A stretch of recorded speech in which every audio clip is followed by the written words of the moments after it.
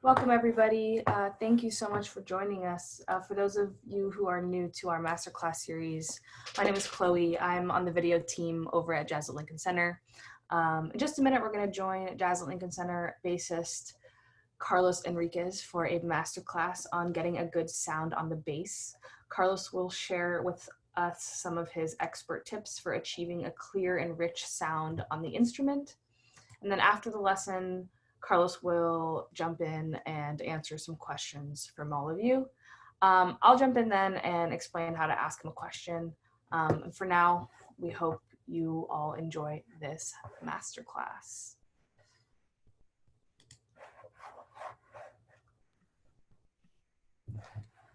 Have a seat. Oh, sorry, Carlos. Hi, this is Carlos Henriquez.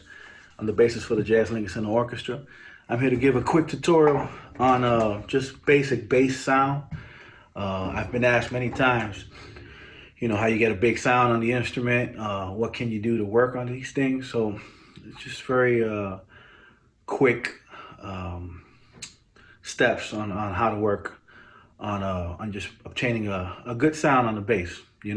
What I want to try to let you cats know is that the bass is never going to be louder than the big band, and it's never going to be louder than the drums. And I mean acoustically. If you're using an amplifier, then you could always turn up. But we're talking about trying to deal with creating a sound with this instrument. Now, I've been always asked about string heights.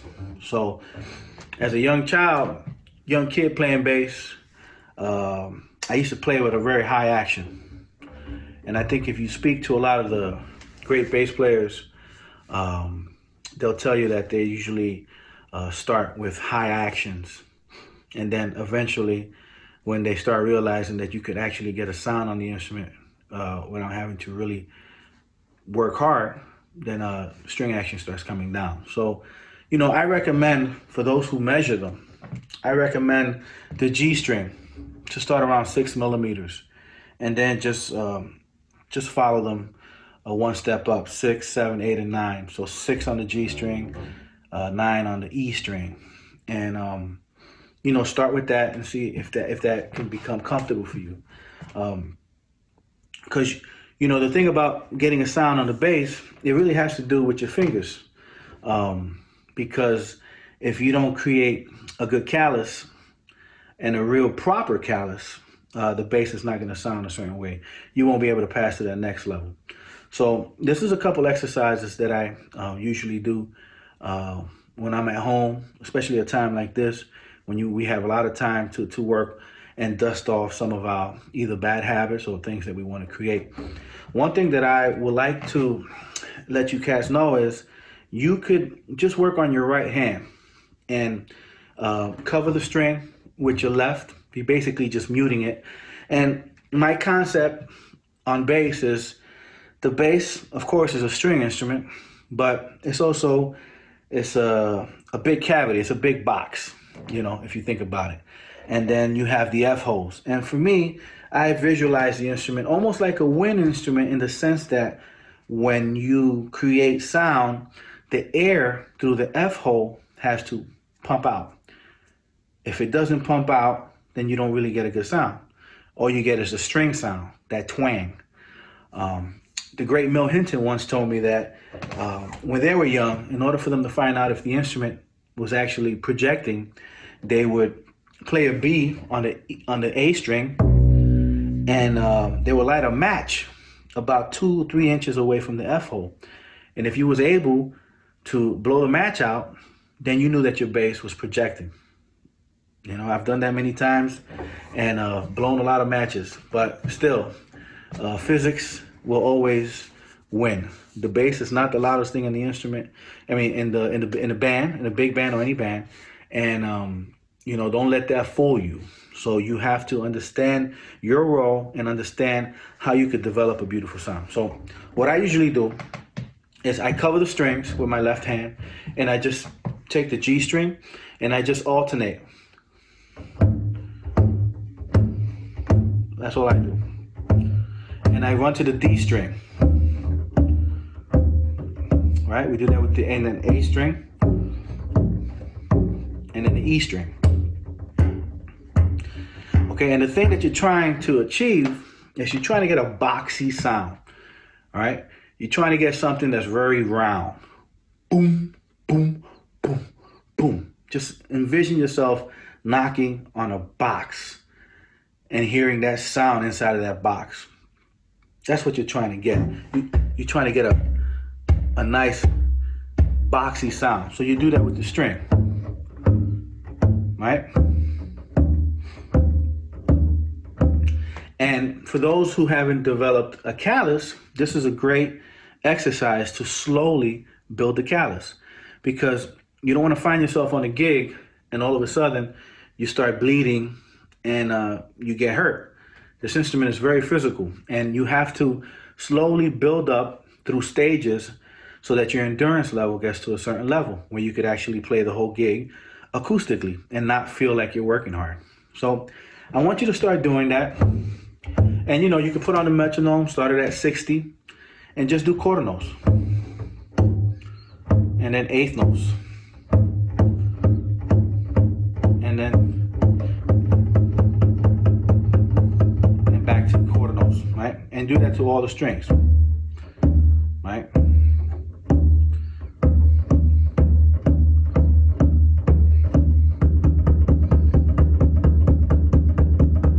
Forth on, it'll go to the A and E. But what I want you to focus to when you're doing that is where the string falls on these fingers. Okay, that's very crucial. You know how wind players talk about placement on their embouchure? Our embouchure is right here, these two fingers. Sometimes we take it for granted because we have meat on our fingers and we just tend to pull the string. We don't concentrate on the analogy of what our fingers do for the sound. So I'm going to press hard enough on the string so that you can see where the callus is actually formed. And this might actually be a little weird, but I'm going to try it and see if you can see where the callus actually runs on the finger. So I'm just going to imprint the string on my finger so you can see it and see if that works out. I hope that does it. You see where that imprint is on that first finger? Let me do it again. You see where that imprint is? It's almost diagonal to the finger. So as you build your callus, that string is going to be playing diagonal to that callus, and that callus helps you create a better sound. So as you practice that, right?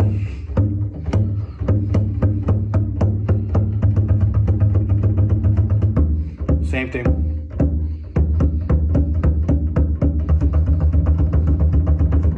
Right?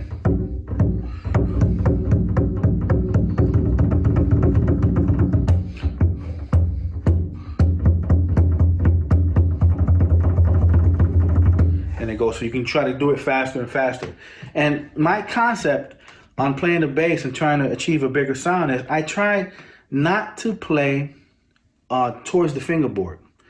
So for those bass players that like to play towards the fingerboard, this is not, it's okay to do that. But for my concept, I don't try to do that because I believe that the buoyancy of the string needs to breathe. And if you slow down a pitch on a string, you see the wave. And that wave cannot be interfered by the fingerboard. And sometimes if you press downwards, it doesn't vibrate that well. You still get a sound, but it doesn't vibrate that well. So I tend to kind of pull the string outward, almost like how classical players do when they pitch, right? And it's a nice warm sound, right? So you could do that too by, and I'm pressing out.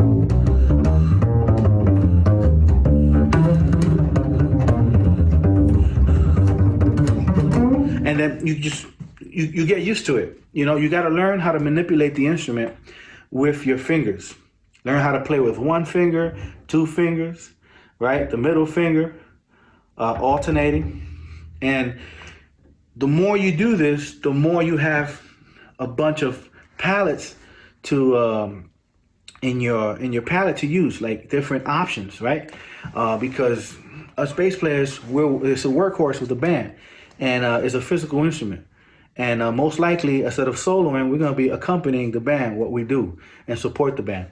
So continue doing that, and you build up your speed, you build up your endurance, and take your time practicing. And what I would say is, occasionally in your practice, try to make the sound obnoxious. Make it loud, even if it sounds dirty. So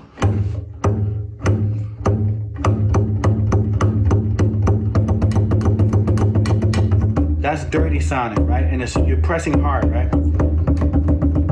Same thing with the low string, right? But start doing that occasionally in your practice so that you can start building muscle and endurance, okay?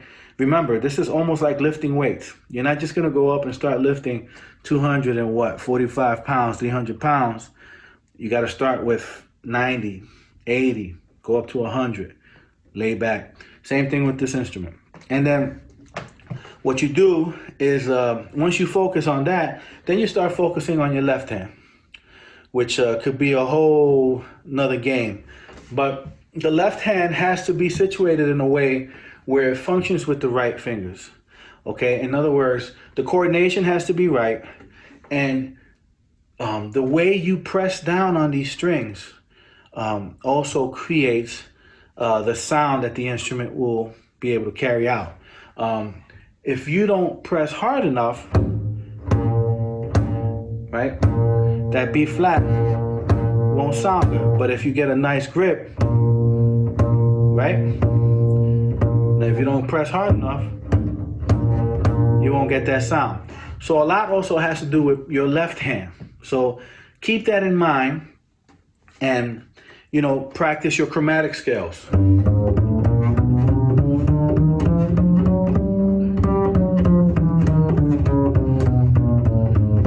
Try to do it fast. And you're trying to be even.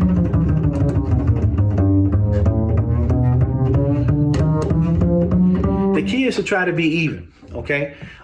Because the more even you are, the better it's going to sound on your recordings or recordings with other people. So I would do that on all the strings.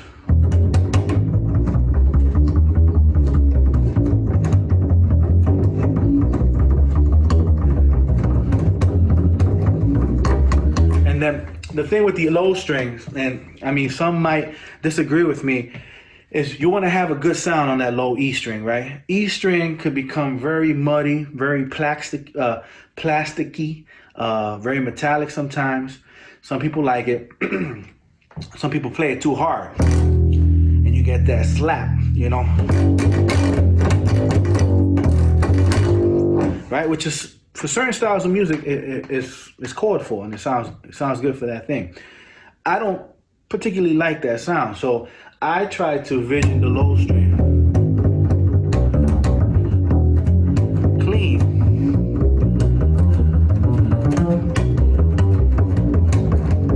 And the more you finagle with the strings and adapt with the different ways of playing and understanding how you pull the strings, you'll be able to achieve this. And it's going to take time.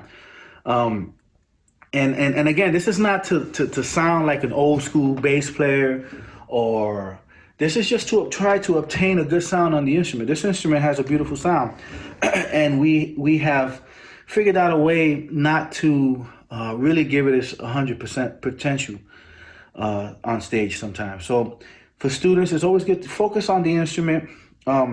If you're a part of a band, a jazz band in high school or middle school, even in college, and you play with an amplifier, that's fine. I have many basses at home here with pickups. There is nothing wrong with carrying a pickup, okay? Now, the one thing I would like to tell you is learn how to play acoustically and learn what it sounds like with the band. And if you're not used to it, just take one song and with your class, talk to your teacher, your instructor, and say, hey, can I try this song acoustically?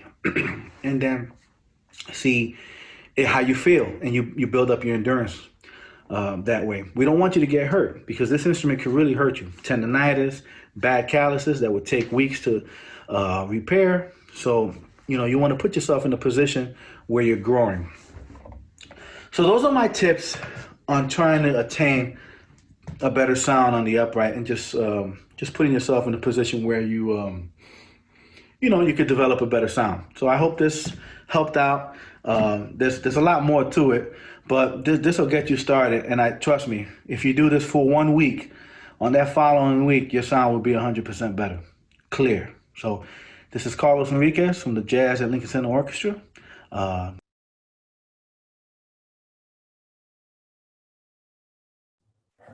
Cool, guys. Sorry, 1 second. I'm here. All right, everyone. Thanks so much for joining us. Sorry, I forgot to throw it to Carlos for a quick intro, but before I do that now, I just want to say on the topic of Mr. Henriquez, if you have all been paying attention to our weekly releases, concerts from the Vault, today's concert from the Vault is actually musically directed by Carlos. It's the music of Puente, Machito, and Henriquez. That's on YouTube, Jazz at Lincoln Center. It's one of my favorite concerts that I've heard so far, and so I encourage you all to go check that out after this. I'm going to throw it to Carlos for just a little intro before we open it up to questions. Sorry about that before, Carlos. First, I just want to say thank you to all for taking this time to check out this video and to ask questions. I'm here to offer as much advice. I've been doing this for a while. I've been getting many different questions about how to play with the big band, acoustically, non-acoustic. So, whatever questions you guys have, just throw them at me, and hopefully I could answer them and maybe demonstrate something that may help, or give you a different outlook to what you're trying to do. Awesome. So let's start with the Q&A portion. So before we get started, I just want to thank everyone again for joining us, and for anyone that's been a part of this community over the last few weeks. We thank you so much. We wouldn't be here without you. So to ask some questions, let's try to use the raise hand function. You can also feel free to throw your questions in the chat. Use the raise hand function, click the participants tab on the bottom of your screen, and then the raise hand button. Please make sure that your full name is listed so that I can call on you. When it's your turn, I'll unmute your mic and let you ask your question. Go ahead and raise your hand if you have a question. I'll also be monitoring Facebook at the same time if you're watching there. So the first question I see in the chat comes from Eric. He wants to know, any advice to play second line New Orleans style bass? Wow, that's a good one. All right, so second line music, so New Orleans music. We have to understand when we talk about second line on the bass is that we emulate the sound of a tuba. And we have to understand also how the big four functions. So rhythmically is one thing and sonically is another. So we know that the tuba itself has a very round presence when it's played. Boom, boom, boom, boom. And when you have a string instrument, it's really hard sometimes to get that sound. In the old days, they used to play with a bow. It should be.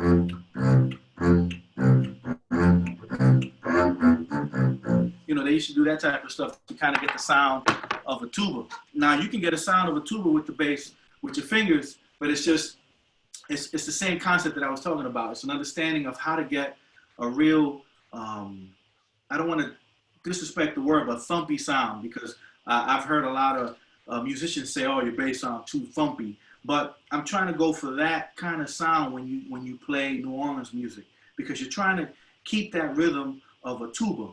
Boom, boom, boom, and there's air to it. So you have to and I like to pull the string out when I play. Either you'll see my hand pull out, or I'll just take my fingers and I'll just pull the string out like this, right? And the only reason why I do that is because I get the sound of the box. So You know, so I can do it like this too, or if I wanted to. So it's almost like if you're slapping the bass, but you're not pulling the string hard. You're just pulling it enough where you get the sound out of the instrument.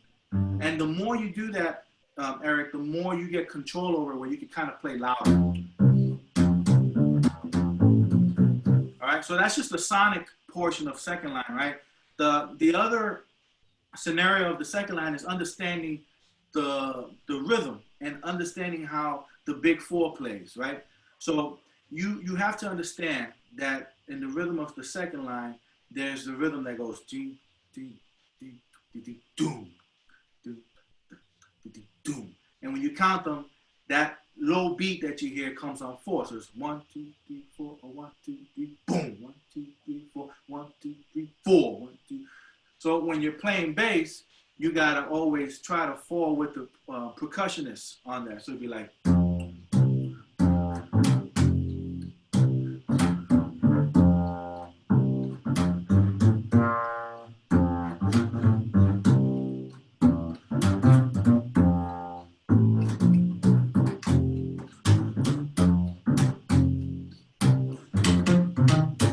So you start practicing those types of bass lines and rhythms so that you get a feel of falling on four. Now, not all the time will you be falling on that four, but it is a common practice to start doing that so that you get a feel of it. Because a lot of musicians get lost when they hear an accented rhythm on a beat that's not on the downbeat. You know, and that the thing about New Orleans music and Latin music, they kind of fall with the same concept of falling on that fourth beat. You know, as making the fourth beat like a real prominent beat. So that's basically what I would, you know, talk about, Eric, when you're dealing with this type of stuff. And then, you know, just transcribe music as much as you can. You know, check out musicians who knew how to make the bass sound like a tuba. There's two cats that come to mind quickly. Woman Bro, he also played tuba in Ellington's band. And on bass, and Steve Brown. Steve Brown is another cat who played in Gene Golget's band, and definitely unbelievable bass player who made the bass sound like a tuba, either pits or with the bow. So check those out. Cool. Follow-up question from Igor, who wants to know, do you pull the string outwards when you're playing fast lines too? Looks like a wrist movement, and he finds it hard to do when it comes to 16th notes. Yeah, Igor. Yeah, it's at a certain tempo, you kind of stuck. You kind of isolate yourself to playing the traditional modern way. So when let me see. So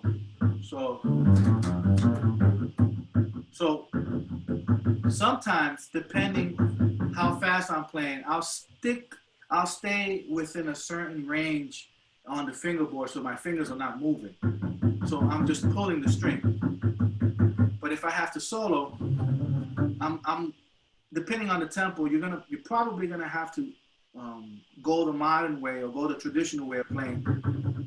You know, where you're resting your hand on the second string, and you won't get too much of that sound that you're trying to get. But you build your endurance up so that you can get pretty good at it, so that you can get at a fast tempo. You're not going to be able to play fast, I hate to say it, with that same concept, you know. It's kind of like you have to shift gears, you know, and it depends what you're trying to go for. You know, you could be.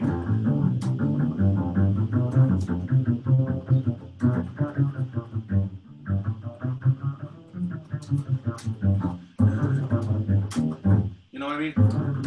You still have to finagle with the strings and make it work. The one thing, Igor, that I could say that might help out with this when you practice this is learn how to play on top of the strings. That's something that I've been doing. So what I do is I try not to let my fingers get digged into these strings. Sometimes we concentrate so much of pulling the strings that our fingers just get stuck in here. And when we try to move around the strings, we can't move it because we're already stuck in it. So what I try to do is I try to lighten up the right hand, Igor, and then I just try to move around it, you know? And I'm still playing on top of the string. If you can see it, it's like almost on top of the string. I'm not pulling to the fingerboard. So, and it's a lot, I do that a lot on the low strings. So I envision myself, Igor, like if there was no fingerboard, you know, and it's a good practice. I mean, the fingerboard's there and it's always going to be there, but try to find yourself in your practice, and everyone else, try to practice without the fingerboard. Like, try to see how it feels like if you're just pulling the string and you're resting on the next string, you know, and the more you do that, the quicker you can get at it, you know, and it gets, you know, it gets better and better as you get, you know, good at it. But it's a matter of getting used to, because everybody's so used to that, the way of playing and feeling that fingerboard, that it's kind of weird, you know. So that's what I, you know, would say about that, Igor. Awesome. All right, guys, don't be afraid to use that raise hand function to ask your question. But we'll go to the next question in the chat, which is from Seth. Seth wants to know, how does your advice apply to those of us who play electric fretless bass? Wow, that's but let me, Seth, is it electric upright or an electric bass? Seth, where are you, buddy? We'll assume it's... Yeah, I guess he meant the electric bass. Though. Yeah.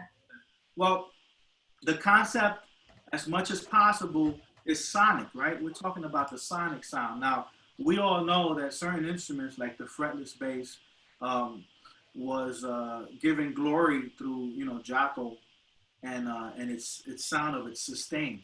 You know, the bass has a weird evolution to it, right? Because the bass comes from a system of string instruments, and in jazz we emulating the tuba for many years, you know, and we're considered the workhorse of just keeping time. That when you start hearing sustain out of an instrument, you know, it throws you off, because for many years of researching and learning the history of the instrument, now you have a change in role, which is kind of deep, and it just evolves to something else. What I can say about that, Seth, is when you play jazz, or when you play a certain type of jazz in a certain era of the history of jazz, we need to take into consideration what that historic era made, you know, popular. Like, what are the criteria of that era that makes it be what it is, you know? So regardless of the instrument you play, you want to still try to emulate that.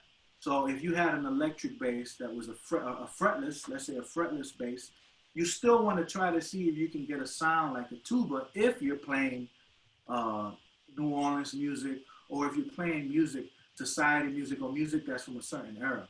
Now, I wouldn't play vice versa. Like, I wouldn't play the upright with the same concept if we were playing, you know, weather report music, you know, Birdland or something like that. I'm not going to be playing that concept on it. So we have to take into consideration what we're actually trying to play and what we're trying to focus on. So, you know, what I would say with that, Seth, is just, you know, just try to emulate the sound on whatever instrument you're playing. You know, don't let the instrument dictate because there's a certain sound that's, you know, you're going to have to play like that. You should always figure out a way to emulate the sound of the recordings of that historical criteria that made that history or made that style of music popular. And then you extract that and you try to use it with what you have, you know. So that's all I can say for that. Thanks for your question, Seth. All right, we got a lot coming in the comments. Everyone's too shy to speak to you in person. But the next question comes from Ali. Ali wants to know, how do bassists like Paul Chambers, Charles Mingus, Jimmy Blanton elevate the sound and performance of the band in addition to keeping the rhythm? Wow, so Ali named some good bass players. Well, you know, Jimmy Blanton, he's the guy that we only had him for a short period of time, unfortunately, because he died so young. I think he died at 23 or 24 of tuberculosis. And, you know, he was the light, basically, for all the bass players after him that gave us the opportunity to play, like to actually play a melody. could now the bass, instead of the bass going, you know, the whole night, now the bass can play. Now the bass could actually play melodies. And Jimmy Blanton, for the short period of time that he was on Earth with us, really he stamped everybody out of their jobs, because now you have a bass player that took it to the next level. And I remember Ray Brown saying this, and I heard him say it. He said, thank God for people like Jimmy Blanton who gave us the opportunity to take this instrument and become a little different than what everybody thought we were or we are. So going back to that question, Ali, the one thing I could tell you about first Jimmy Blanton is, for the short recordings that he did with the Webster Blanton era of Ellington, the one thing that we could extract from that era is the understanding of register. A lot of bass players, because of technology, we forget about register. We forget that certain registers of this instrument punches out more than the other. And when you play in an acoustic setting, and just to let everybody know, when I'm talking about the bass, I'm always going to be referring to an acoustic setting. I'm not going to be referring to plugging into any amp or nothing, because I don't want to confuse anybody. Everything I'm going to be saying is just an acoustic setting. We need to learn register, and Jimmy Blanton was one to understand, especially on Jack the Bear, when he starts walking in fifth position, fourth position, when everything just stays in this position. He doesn't play low, low, low, even though the bass is a low instrument. He figures out that from fifth to seventh, these notes are popping right through that rhythm section. And, for us, it's sometimes a good thing to understand and check out, do research on bass players and understand what register they're playing. Because sometimes when you're all the way up here on seventh, it's pinging right through the rhythm section, and you could hear it, especially the fifth and fourth positions always sound good. And, when you listen to like Paul Chambers, there's always, he always like this part of the bass, you know what I mean? There's something about this, whenever you walk the line,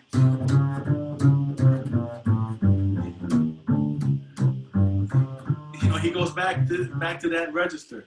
So I think what we could take out of this question is understanding register out of these bass players, the ones that you named, and others too.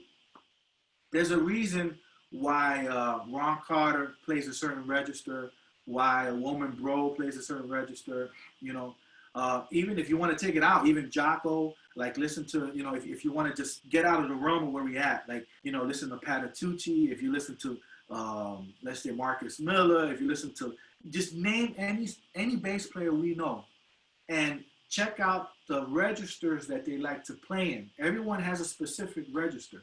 So going back to jazz, these jazz bass players that you named all had a specific register that made them popular through their sound, and they all had a great sound, but register was the key for that. Thanks, Ali, for your question. All right, the next question's coming from Dean.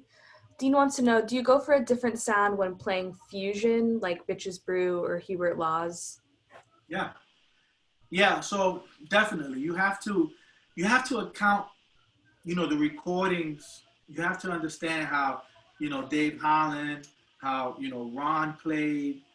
We have to understand, the sound of a certain recording. It's just what it is, right? And we have to understand that, sustain on this instrument is very powerful and beautiful, but we have to understand how to utilize it. Sustain on this instrument playing Duke Ellington's music, it's okay, but it's not really what I would look for. Playing 1920s, 1910 music with this instrument with sustain, I would remove myself from it. I would try to be a little choppier and try to get that gut string, emulate that gut string sound or that tuba sound. As we move closer and closer to fusion, right, we start getting into the late 60s, 70s, technology comes into effect. Most of the bass players who we idolize, Ron Carter, Buster Williams, Dave Holland, Now they're using technology to help them be heard, and at the same time, that itself changes the evolution of the sound of the instruments, regardless of if they wanted that or if they cared, because I think then they were just worried about being heard. You spend so many years playing in a band in an acoustic setting that, sometimes you might get frustrated, and it's happened to me. You get frustrated, you say, man, I can't hear myself. And you always have to raise your hand and be like, yo, y'all need to come down, play to me, and then it sounds good again.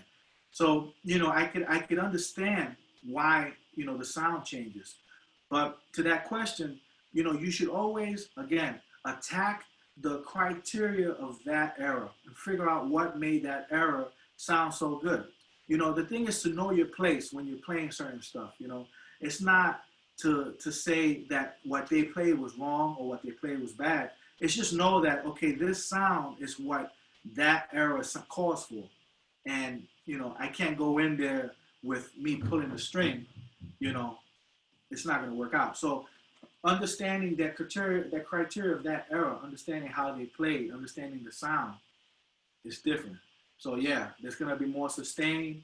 There's going to be a lot of different, the sound of the instrument is going to be different because you're not playing acoustic.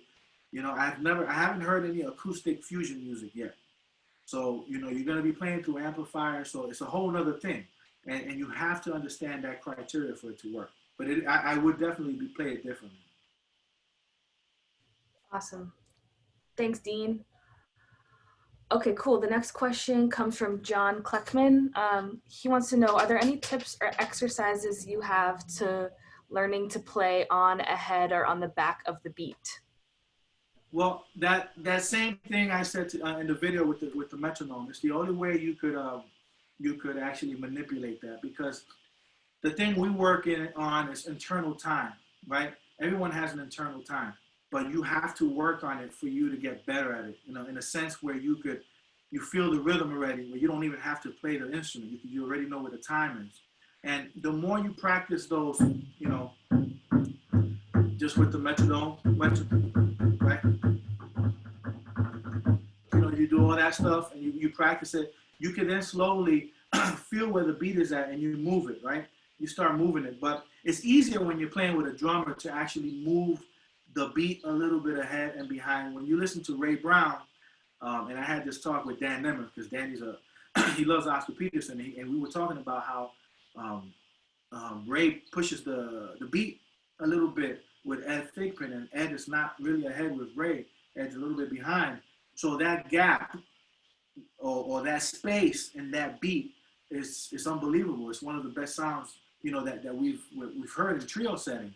And there's a saying that said that there's enough space for all of us in that beat. There's enough room in that beat for us. The thing is when you do this, is do it because you feel it. You understand what I'm saying? Don't do it because you're trying to prove that you could play on top of the beat or prove that you could play behind the beat. Because what happens is that then it becomes uncomfortable. And I've been in situations where I've played in rhythm sections where I felt uncomfortable. And I think it's because of the the fact that people are not playing natural. We hear time differently, right? So you may hear time behind the beat or ahead of the beat. I may hear it up front, a little bit ahead. I tend to play a little bit ahead of the beat, and that's just because of years of playing Latin music and trying to propel the rhythm section so that it doesn't, drag back, and I'm fine with that, as long as I know that that's a natural occurrence. When people start actually altering the rhythm and trying to be, I'm ahead, I'm behind, that's when it becomes very uncomfortable. So I guess the practice would be wherever you hear the time, just maintain that. You want to maintain a certain sound that people will always know you for, right? So maintain that and just practice that. Don't try to manipulate yourself to playing behind the beat, all styles of music, to correct myself, all styles of music have different inflections. Jazz is unbelievable because it's so democratic that when you put a rhythm section together, God knows what's going to happen. One cat's going to be fighting with the other cat cat's going to be playing way ahead of the beat. It's an unbelievable setting because it's the only thing it's the only style of music where you don't know what they're gonna play. These cats are just gonna come in there, and you have to make it work. So what I would suggest is practice that exercise with the metronome and the strings, right? So that you get a sense of internal timing, that you're working on. And then when you work with a drummer, or when you work with a pianist, a bassist, however that works, then you could slowly start feeling where's your time amongst that rhythm section clock. And then you start understanding, and when you hear yourself back, you're like, oh man, I play naturally on top of the beat, or oh, I play behind the beat. And then you just, you live with that, and then you make yourself become great doing what you do, but, don't alter it just to make somebody else happy. I've never found that situation, improve, so. Thanks, John, for your question. Carlos, you got a shout out from Dan, who's watching on Facebook. Hey, Dan Emmer. He says hi. Okay, let's go to the next question from Kat. Kat says, you mentioned funk being a bit of a dirty word in some spaces, yet it influenced so many of the greats. Do bassists feel pressured to hide their funk flags on some gigs? Yeah, definitely. Yeah, of course. The word funk itself, it's unbelievable, because I think everyone, or every bass player, should have something funk. You can't, and let's get back to jazz, right? Like, you can't play jazz and not be funky. Like, you gotta have some type of personality that comes out in your playing. Like, if we go down the lineage of bass players, and you could just, like Jimmy Garrison, now that's somebody who has some funk. You know what I mean? That was some swag playing right there. Richard Davis, if you listen to his playing on Punjab with Joe Henderson, that's some funky bass lines. That's some swag right there. Now, we all need that as bass players, and I think that flag should always be raised. You should always find your personality in your playing, and find out what makes you great in that sense. There's a youngster who just had a birthday not so long ago, Russell Hall, cat from Florida, Jamaican descent, and he got a lot of funk in his playing. He's funky as hell, and I love his playing, and it makes you be who you are. It just turns like an identity clock on you, and people start recognizing, and they start saying, oh, this cat got funk, this cat got a vibe, and I'm not talking funk like the style of funk playing, Boosie Collins, or Larry Graham or stuff like that, because we can get into that, but we're more talking about the actual the content of having that vision and vibe of playing funky, you know what I mean? So definitely don't be afraid to sometimes play something that's out, you know what I mean? Reginald Veal, check out Reginald Veal, one of my idols, and somebody who I looked up to since I was 13, 14, playing with Wynton. That's a funky bass player in jazz. I mean, the things that he created was so hip, that you can't write that stuff out. It's not things that they teach you in school. See, this is one thing I also want to talk about. Like, you go to school and you learn this stuff, but they're not going to teach you about funk. They ain't going to teach you about swag, style and stuff like that. They'll teach you all the good stuff, all the correct, proper way of playing. But, all that stuff, all that funk, that's all street. That stuff you learn from going to clubs, going to concerts, checking out other people, dealing with issues, having a life, and all that stuff comes out in your playing. And the more you guys and cats could do that, the better your recognition as a bass player will be. So yeah, definitely bring out that funk flag. All right. Kat says that she appreciates the response. We got some people thanking you in the chats. All right, guys, we have time for a few more questions. Please don't be shy. Before we get to the next couple of questions, just want to take a moment to ask you guys to please join us again. We're hosting free live events every day throughout the coming weeks, more masterclasses, conversations, Q&A sessions with Wynton, live performances. I mentioned our weekly Jazz at Lincoln Center Orchestra concert releases. Today's was music directed by Carlos. It's the music of Puente, Machito, and Henriquez. Next masterclass is actually going to be with somebody new. not a member of the JLCO, but with music supervisor Jonathan Kelly. Jonathan will be sharing expert tips for finale users and discussing best practices for composing and arranging. That'll be this Friday, May 22nd at the same time, right here on Zoom and also on Facebook. So please check that out. Stay tuned with all of our events, jazz.org. You can see a calendar and everything there. And then I just want to say thanks again for everyone for being part of the community. If it's within your means, please consider making a donation. Jazz Lincoln Center, as you know, is a nonprofit organization. We're committed to entertaining, enriching, and expanding a global community for jazz. We're extraordinarily grateful for contributions of any amount.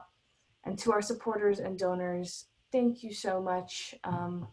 We really appreciate everything that you can spare at this time. All right, let's take one more question from Igor. He wants to know, can you talk a bit about your view on posture when standing with the bass? Yeah, that's a good one. I'm sitting down now because I'm lazy. But, you know, when you stand, it's always, so you guys are going to love this. So I've had 2 back surgeries, all right? I've had 2 back surgeries because of herniated disc, bad. So, and, you know, I don't attribute it to bass playing, but I can tell you that when I injured myself and then I started playing bass, it wasn't making that any better. So the one thing we got to worry about is our pelvis, right? Our pelvis you got to try to keep your pelvis aligned. When we play bass, we usually move our pelvis and we put more energy on one foot and leave the other one weaker. So the pelvis actually does this, right? Now, your body could sustain that amount of pressure for a while. But as you play and do these gigs, long and long years of doing it, what happens when your pelvis goes offline, your spine that's supposed to be straight starts curving, right? And then that's when all the discs start getting, you know, they start freaking out. You're like, what's going on?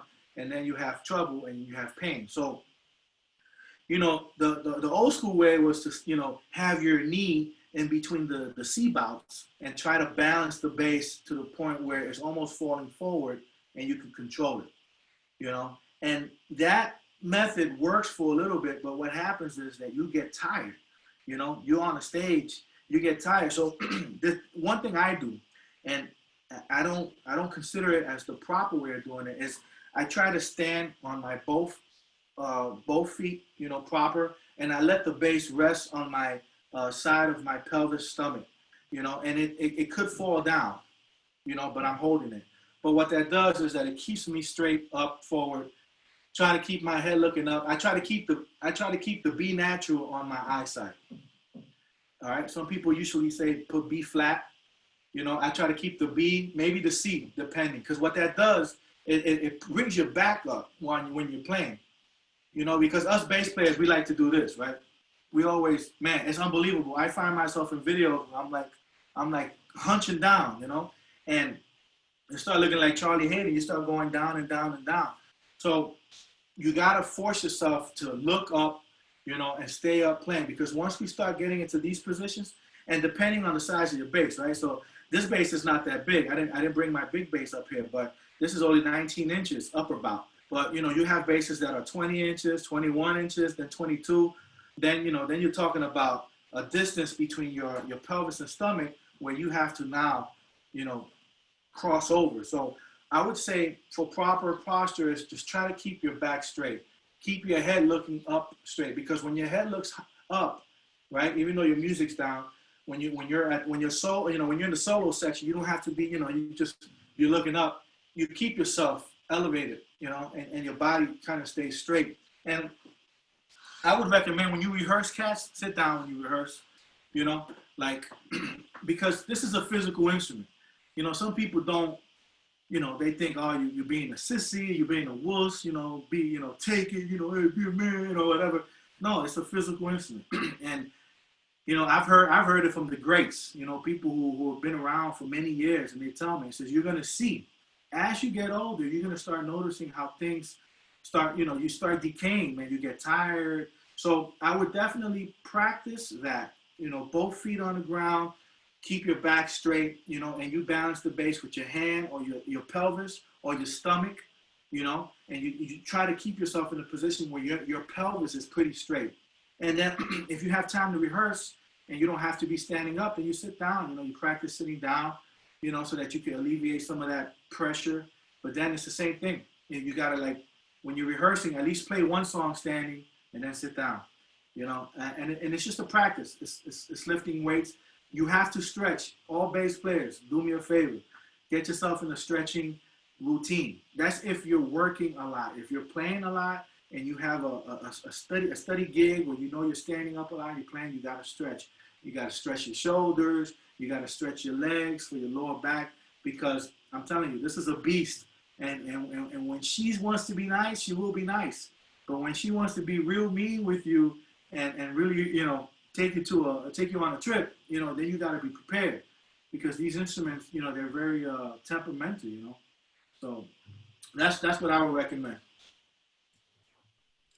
Cool. All right, let's take a final couple questions here. We have one question from Frederic. Hi, Frederic. I'm trying to unmute you. There you are. Okay. Well, you know, I'm not a. You hear me? Yes. Okay. I'm not a bass player, but can you? I feel very much when I like it. When I don't, it's slightly behind or slightly grooving the band. Can you demonstrate ahead of the beat, on the beat, and behind the beat with a recording or yourself? Yeah, that would be. Let me see if I could do that. Maybe I can. I don't know if I can. Let me see. I'm gonna try to put on a metronome. Let me see if I could put on a metronome and maybe try to, you know, see if that could. You guys can hear that? Yeah. Okay. So if you're walking a bass line, right? And I'm gonna play the same bass line. So this for me is like being on top. I mean, being right on the beat, right? And then if I want to play ahead of the beat, this is what it sounds like.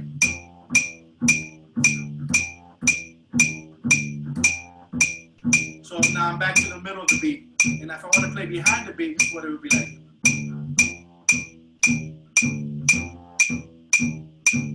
So you kind of get a sense of where it's at. But it's harder when you're playing the same beat over and over again. So it's like if you were playing a groove, like, you know, like, right? To me, this sounds like I'm right on the beat. Now I'm gonna play ahead of the beat. Here goes. To me, I'm ahead of the beat. So I'm back to the middle of the beat. Now I'm gonna play behind the beat. Here we go. 3, 4.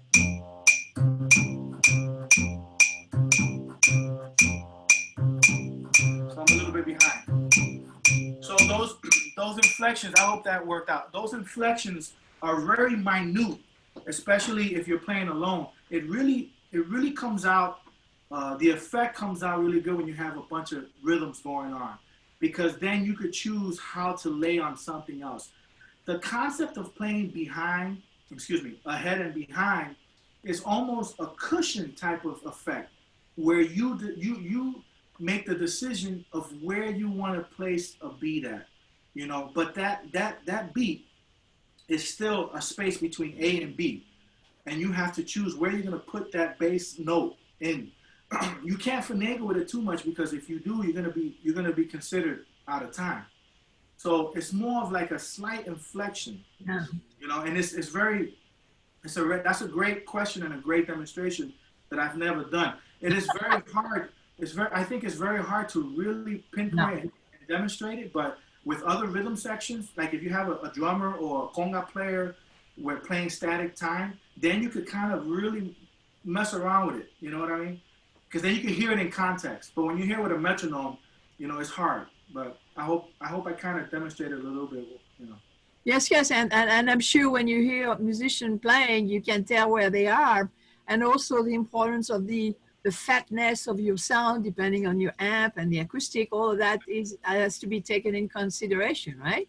Definitely, and you touched on a point that's really that's very crucial. So, you know, when we play with an amp, you know, we have to also understand, you know, that your sound as it is as a bass is supposed to be superior, but when you go to an amp, you also have to dedicate your time and, you know, tweaking that amp to make it sound good. You know, it's not just put the lows all the way up, take the highs down, and crank the gain. You know, it's not gonna. You know, you have to understand about how bass frequencies work, how the waves. You know, the bass waves are so huge, man. We're considered an octave below written. Damn, that's out. So we're the last thing. You know, like if you actually wrote us in concert, you know, we would have like ledger lines going below the staff. So our waves are so wide that we have to understand the physics of how those waves move, and they move slow. You know, they're not gonna pump out to the audience. They move slow. You know, thank God for amplifiers and for technology that we could hear the bass. But you know, we definitely, as musicians and bass players, should concentrate also on trying to get a good sound with an amp, because we always, you know, you always hear this, the dreaded direct box or the dreaded pickup or the twanginess of the string. You know, we always hear that from bass players. Oh, twangy. There's a lot of twangy going on. But you know, a lot of that could be fixed with just a knowledge of understanding sound. You know. Great. Thank you. Thank you. So many parameters to take into consideration. Thank you. Thanks, Frederic. All right, let's take a last question from Danny. Danny, this is a basic question, he says, but I think a good one to end it on. How should somebody listen to the bass in jazz? Yeah, that's a great question. How do you listen to the bass in jazz? Okay, so one thing we as bass players should understand is the bass is a part of a family, and that family is the rhythm section. And we have to understand the function and the role of the bass with its counterpartners, which is the piano and the drums. We have to understand how the listening process of how the bass notes compare themselves to the to the cymbals, to how the ride pattern and the bass notes roam together, how the low toms of the drums ring against the bass.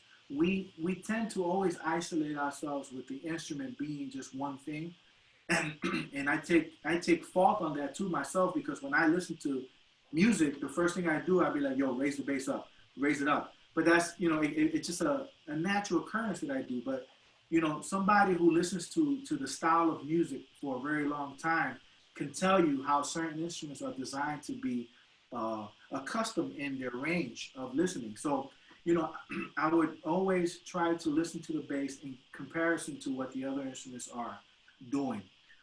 Listen to the bass in terms of the tonality. Figure out if the bass has gut strings, if it has metal strings. If you guys get a chance, listen to Ray Brown on albums before the We Get Request album, because that's one of the first albums where he's playing metal strings. That trio album is with metal strings. And I thought, when I was growing up, I thought they were gut strings, but John Clayton made it very clear that was metal strings. And listen to how the tonality of the bass changes and what makes it better in terms of your liking. You know, we need, at a certain stage in our playing, we need to start understanding what we like, what works for us sonically, and what doesn't work for us sonically. It doesn't mean that it's not right. It's just not what you prefer. And, you know, listening to the bass, man, there are many ways of listening to it, but when you could find yourself in a system where you listen to like records, or you listen to things that were pre-mastered, and understand how a bass actually sounded, you could really understand that the bass role was functional amongst a family instead of it being alone. You know, after things were remastered, I mean, you know, everything was given enough gain and support that you start thinking, man, this bass is powerful, it's pumping all over the place.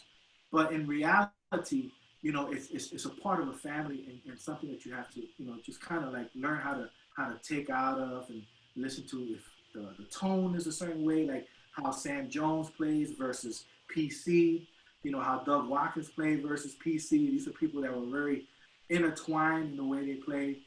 Listen to how they, you could also hear how they pull the strings if you listen closely, because you hear the slip off, the gut strings, and you could tell where they're at on the fingerboard. Awesome. Well, actually, let's take one more since someone just raised their hand. Is that all right? Yeah, I'm here. Go ahead. Whatever you All right. Adrian, you're up. Okay, hi, this is Adrian from Chicago. following very close your modeling at your bathroom. Hopefully you get it done quickly. I am Latin. I'm from South America, and I one of the big things that happened when I started listening jazz is how I react to jazz compared with the samba or the tango. What is your connection, or how you react when you feel the jazz compared with the Central American music, the Caribbean music? I think that you have a Latin root too, right? Yeah, soy Puerto Rican.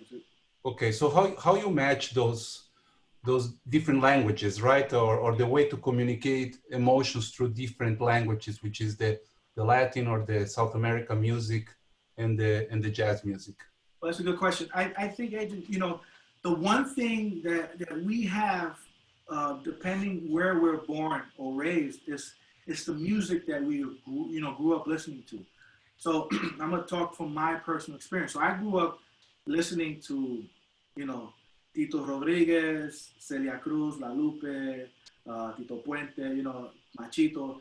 I was listening to that style of music my whole life. My parents would play that, and then we would listen to Puerto Rican trios, you know, Trio Los Pancho, Trio Los Conde, and you know, it's something that I was raised listening to since I was, you know, born. I was all the way up, and I was always into music. And then my dad one day gave me a tape. He says, "Man, check this tape out. It's jazz. It's this guy named Eddie Gomez." And it's Eddie Gomez on side A, and on side B is this guy named Paul Chambers. I mean, I didn't know, but I listened to it. And then I started checking it out, and I figured out that, and this was Bill Evans, when they were playing, you know, Bill Evans with Eddie Gomez. I figured, okay, it's different, you know, because when I listened to like Puente or La Lupe or Celia Cruz, there was a certain vibe that came into effect. But now I'm listening to something that I'm not used to, and there was no vibe. It was something that I just had to retrain myself. So what I got going and doing is I started liking the music aspect of it. You know, like how the music itself, like the bass playing, like the piano playing, it was more different than just rhythmic oriented. And I think for me, what got me really into loving jazz and to feeling that same way I feel about Latin music with jazz is the more you listen to the music, and the more you listen to it from an early age, right? Like when I mean early age, I mean like the early style of jazz. Like if you get back to like the 1900s and you listen to how they played, and you start listening to New Orleans music and how New Orleans music and New Orleans jazz, you know, came about, and you start listening to the Kansas City swing and the Chicago swing, you start figuring things out. You start understanding that there's rhythm, there's groove in there that you could you know, pick out. You know, even though the bass is going boom boom boom boom boom boom boom boom boom, you know, that ride pattern, ting ting ting ting ting ting ting. In my head, I'm thinking ting ting ting ting ting ting ting. I'm always thinking that. You know, I'm always thinking 6/8. And, you know, it may be good, it may be bad, you know, but that's me. So whenever I play, you know, I'm playing, you know, ta ta ta ta ta ta ta ta ta ta ta ta, ting ting ting ting ting, ka ka ka ka ka ka ka ka ka. You know, I'm listening to all that in my head. You know, but they don't know that I'm listening to that. You know, they think like, oh man, he's swinging. But in my head, I'm going, you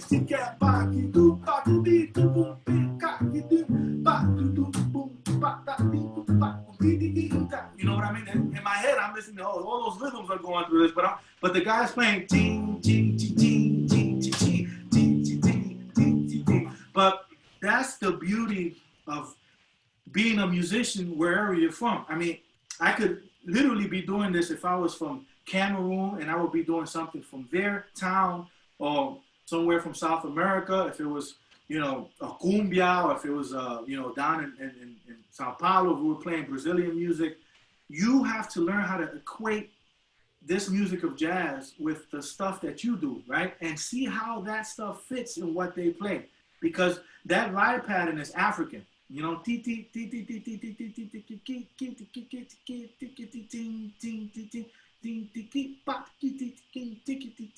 you know, and the more you internalize that, the more you start enjoying it, you know? So now it doesn't become just that, you know? Now you hear in your head, you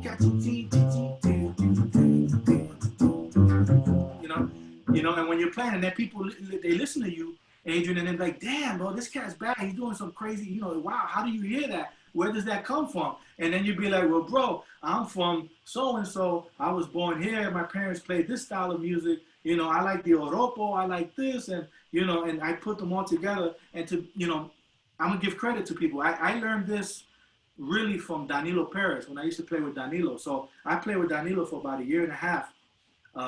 And he demonstrated clearly that the cultural music of Panama, for him, and the South American music, especially what la chacarera is and all that stuff, how he influenced that style of music with jazz was very influential to me. Because in my head, I never knew that. You know, I'm a young 17-year-old, you know, who just finished playing a couple gigs with Wynton, and then I end up with Danilo, and now he's teaching me about how your cultural music has value in the world of jazz, you know, and then if you could use that, then I start learning, and he starts teaching me, look, I use this way, this is the rhythm, I use it with that, and then boom, I did that for 1.5 years, and it just made me grow, and it made me love jazz even more. And then I went to work with Gonzalo Rubalcaba, and that was a whole nother take of how he interpreted Cuban and Afro-Cuban music with jazz, and how Ignacio would play like the ride pattern. He'd be like ding, ding, ding, ding, ding, and in his left hand he would be soloing and comping like in 6/8, ding, ding, ding, ding, ding, ding, ding, and the ride pattern ding, ding, ding, ding.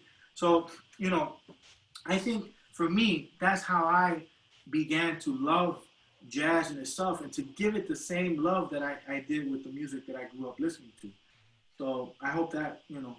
Thank you very much. Good luck in your bathroom. And I'm gonna show it to everybody when it's done. and looking to see you back in Chicago when the band is back to the. Sure, we'll be back soon, man. Thank you. Thank you very much. Adrian, thank you, brother. Thank you. Thanks, Adrian.